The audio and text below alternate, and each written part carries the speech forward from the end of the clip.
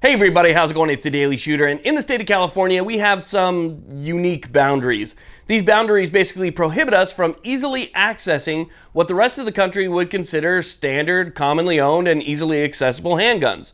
The reason that we have these boundaries is mostly because of the California Safe Handgun Roster. This roster of handguns gets smaller and smaller, with handguns falling off because they no longer meet the qualifications to stay on the roster. And so every single year, this list gets smaller and smaller. So I get a lot of questions, people saying, hey, on the handguns that are available on the roster, what's your favorite? And you know, the favorites dwindle, okay? They dwindle because the roster is getting smaller. So I thought I would do a top 5. And we're going to start the top 5 handguns. These are top 5 handguns that are on the California roster as of the time of this video. We're going to start the top 5 with my top 5 duty size guns.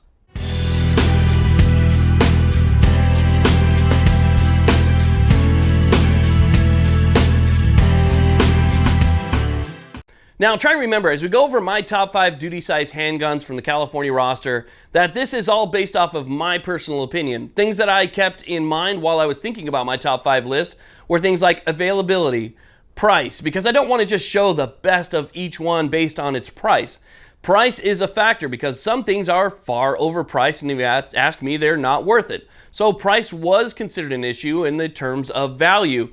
Now, another thing you want to consider, and things that I considered in this particular top 5, is how easy is it for Californians to access? Because some of these guns are not very readily available anymore due to the fact that they are older models and they have certain California features like loaded chamber indicators and so forth that might not be on pistols that are available to the rest of the country. So that makes their actual stock and quantity even lower, making it harder for most Californians to get. So keeping those parameters in mind, let's go ahead and get started with gun number 5. And these are in no particular order, just a top 5 overall. Now, starting off my top 5, and again, this is in no particular order, is the Beretta 92 FS. The reason that I chose this as one of the top 5 handguns that you can still get on the California roster is because of its proven track record.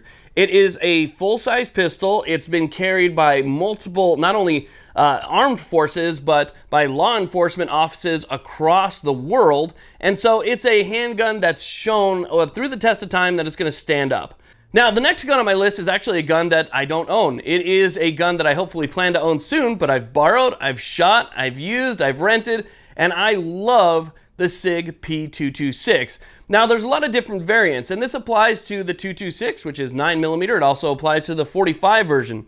But it doesn't necessarily apply in my top 5 to a lot of the variants that are out there, because some of the variants to the 226 and other models get more expensive due to really just cosmetic things, okay? Cosmetic issues, maybe a little stamp here with a Navy emblem or some type of logo or Elite or something like that. Okay, those get very, very expensive, well over the $1,000 mark, where you can still find a 226 in the 45 caliber version as well for well under $1,000. And that's why I'm going to leave it there with the simple and plain 220, 226 versions that are carried all over the world, again, by militaries and by law enforcement. So again, the 226 and its brothers definitely deserve a spot in the top 5, and if you're looking for a pistol here in California.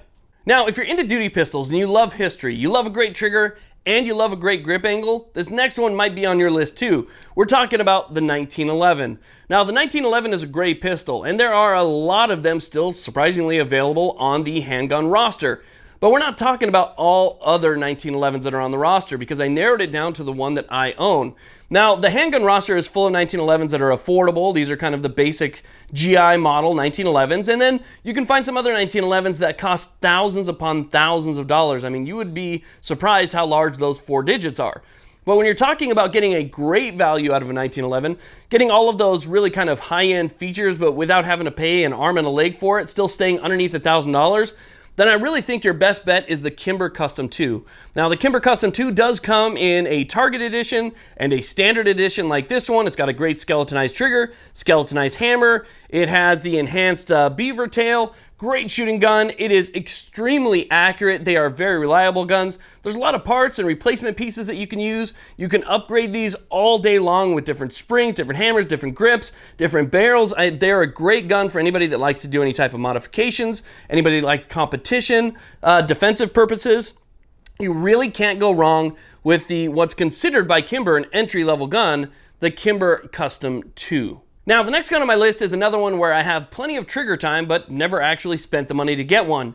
This is an all-star gun. This is one of those guns that's an all-star around the world. It's known for its reliability. It's known for its accuracy. It's known for its durability. It's being used by militaries, again, and law enforcement. We're talking about the CZ75. This is another pistol that's still available to us here in California. It's an all-metal frame gun, so you have a metal frame, metal slide, and the interesting thing about the CZ75 is that unlike a lot of modern day pistols where the slide runs on the exterior of the frame, on the CZ75 the slide actually runs on a full-length interior rail.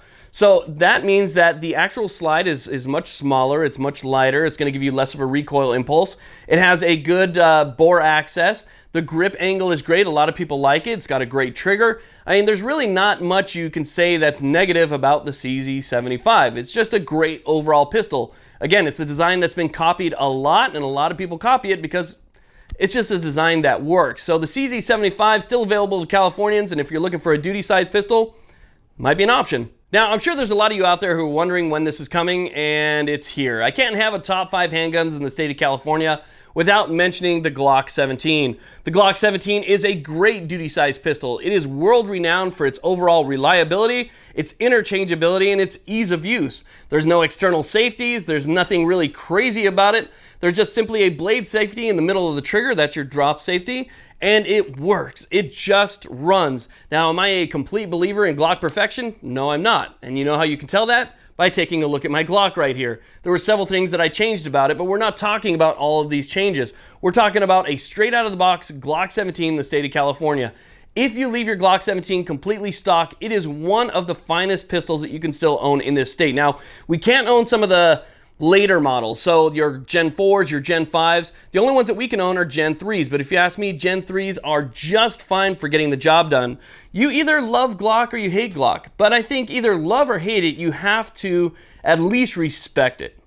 So that's my top 5. The Glock 17, I should also mention, also applies to the other caliber versions of that same size handgun. I feel that they all have the same reliability, they're just in different calibers, and caliber choice is kind of a per person thing. So keep that in mind, different calibers for each one of these guns. As long as the same model and the same size, then yeah, I believe that they should fall in the same top 5 category. So keep in mind that I did not mention Springfield in any of these. While we have a very small handgun roster in the state of California and very few and very limited options to us, I cannot support Springfield after the debacle that happened in Illinois. I feel like they screwed over the Second Amendment. They screwed over gun owners in Illinois. Until there's a complete top-down change in management, I cannot support anything from Springfield. It goes against everything that I believe in. Once you betray your trust in the Second Amendment and your gun owners, your own customers, that trust is pretty hard to get back. So that should be a note as to why I didn't mention any of the Springfield products that are out there. So again, guys, this is my top 5. If you have a better top 5, if you have a top 5 that you think you would like more, go ahead and leave your top 5 down in the comments section. Let everybody else know what you think your top 5, or if your top 5 is better than mine. Again, it's opinion, it's preferential. I could be wrong. These are all fine guns that I think deserve merit. Thank you all very much for watching. Please like, subscribe. Have a great day.